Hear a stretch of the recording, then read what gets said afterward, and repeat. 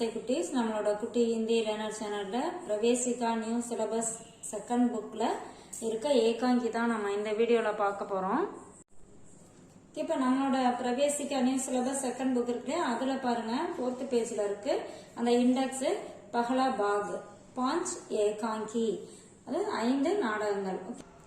அதுல ஃபர்ஸ்டும் செகண்டும் நம்ம பார்த்தாச்சு. இன்னைக்கு வந்து தேர்ட் ஒன் நியாய்கி ஜீத், இதுதான் வந்து நம்ம இன்னைக்கு பார்க்க போற ஏகாங்கி. பேஜ் நம்பர் 48 எடுத்துக்கோங்க. ஏகாங்கிக்கா சாராம்ஸ் லிக்கியே, இந்த நாடகத்தோட சாராம்ஸ் என்ன அப்படின்னு பார்க்கலாம். ஃபர்ஸ்ட் நியாய்கி ஜீத் அப்படின்னா நியாயத்தின் வெற்றி. இப்ப என்ன அதோட ஸ்டோரி என்னன்னு பார்க்கலாம். वाराणसी में एक व्यापारी रहता था जिसका नाम था आनंद. அதாவது வாரணாசில ஒரு வியாபாரி வாழ்ந்து வந்தார், அவரோட பேர் வந்து ஆனந்த். वह बड़ा ही नेक स्वभाव का था, அவர் ரொம்ப நேர்மையானவர், ரொம்ப நல்லவரா இருந்தாரு. हमेशा दूसरों की सहायता के लिए तैयार रहता था, அவர் எப்பயுமே அடுத்தவங்களுக்கு உதவி செய்ய தயாரா இருந்தாரு. जिसको जरूरत होती उसको बिना सूद के रुपये दिया करता था. யாருக்கு தேவைப்படுதோ அவங்களுக்கு வந்து பினா சூத்கேனா வட்டி இல்லாமல், அவர் வட்டி இல்லாம பணம் கொடுத்து ஹெல்ப் பண்ணாரு.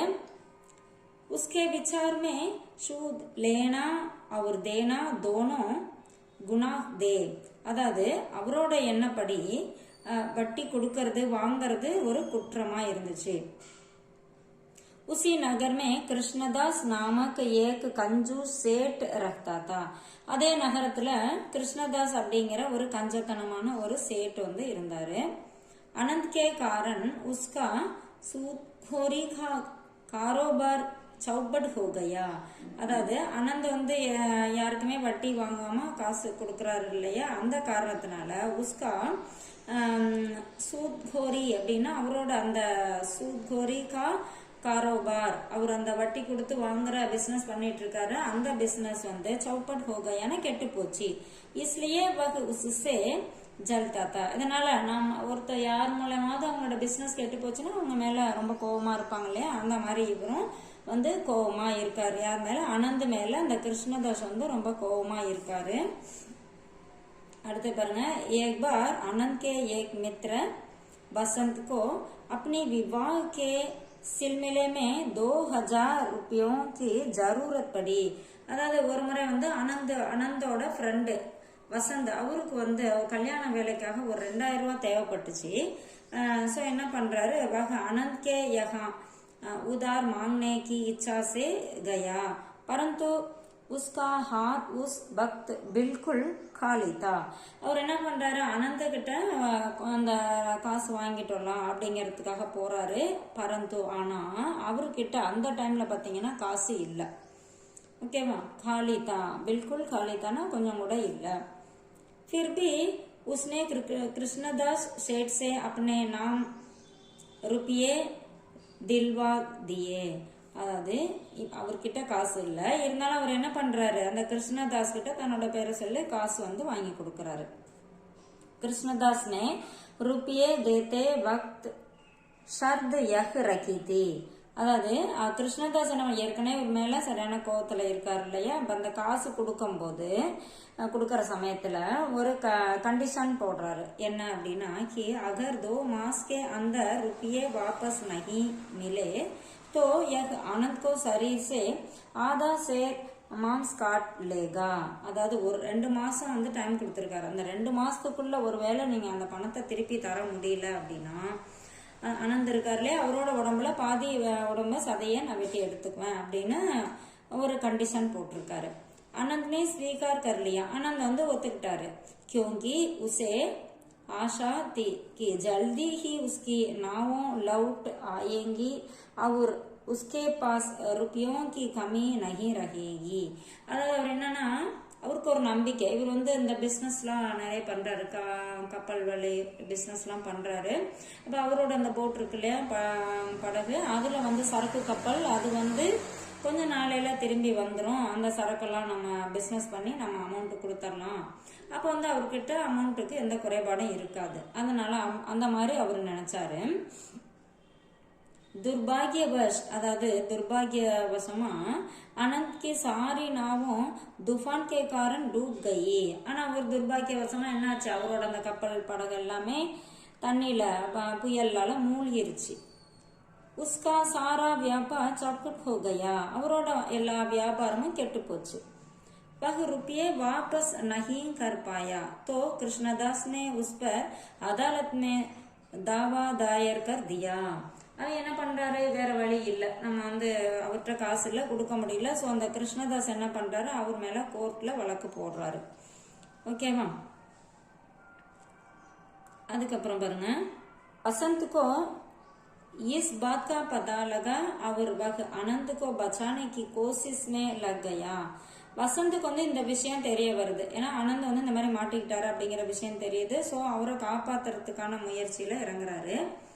उसके पास अब दौलत की कमी नहीं थी. அவர்கிட்ட அப்ப பணத்துக்கு குறைபாடு இல்லாம இருந்தது. किंतु जब तक वसंत अदालत में पहुंचा तब तक आनंद ने अपना दोष कबूल कर लिया था. அதாவது ஆனா அவர் என்ன பண்றாரு, கோர்ட்டுக்கு போறாரு. போகும்போது அதுக்குள்ளாரே அவர் என்ன பண்றாரு, ஆனந்த் வந்து தன்னோட குற்றத்தை ஒப்புக்கிறாரு, என் மேல மிஸ்டேக் இருக்கு அப்படின்னு ஒத்துக்கிறாரு. அடுத்து இந்த இடத்துல பாருங்க, ஆனந்த் தான் இங்க மாட்டிக்கிட்டாரு. ஸோ அவரை காப்பாற்ற வர்றது வசந்த். ஸோ இங்க வந்து வசந்த் வரணும். वसंत ने 2000 के बदले 4000 देकर अपने मित्र को छुड़ाने की कोशिश की, किंतु सेठ ने नहीं माना. இப்போ வந்து ஆனந்த் வந்து இங்க மாட்டிக்கிட்டார் இல்லையா, குற்றவாளியா மாட்டிக்கிட்டாரு. ஸோ இங்க வந்து வசந்த் என்ன பண்றாரு, தன்னோட ஃப்ரெண்டை காப்பாத்துறதுக்காக 2000 ரூபாய் வாங்கியிருந்தாங்க இல்லையா, அதுக்கு பதிலாக 4000 ரூபாய் கொடுக்குறேன் அப்படின்னு சொல்றாரு. சொல்லிட்டு அவரை வந்து விடுதலை பண்ண சொல்றாரு. ஆனா சேட்டு என்ன பண்றாரு, அதுக்கு வந்து அவர் ஒத்துக்கல.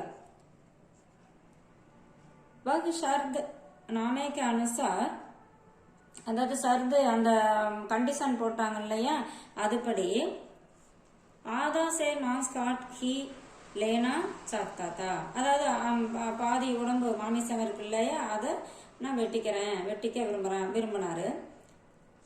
ठीक उसी वक्त अचानक वसंत की पत्नी பத்மாவதி ने वकील के वेश में प्रवेश किया.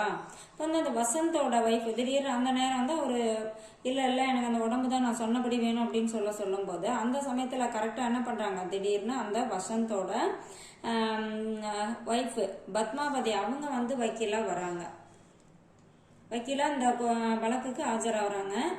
உஸ்னேக்காக அவங்க வந்து சொல்றாங்க, सेठ को मांस काटने का अधिकार तो है. सेठுக்கு வந்து அந்த மாமிசம் வெட்டிக்கிறதுக்கு அதிகாரம் இருக்கு. किंतु खून एक बूंद भी नहीं गिरे.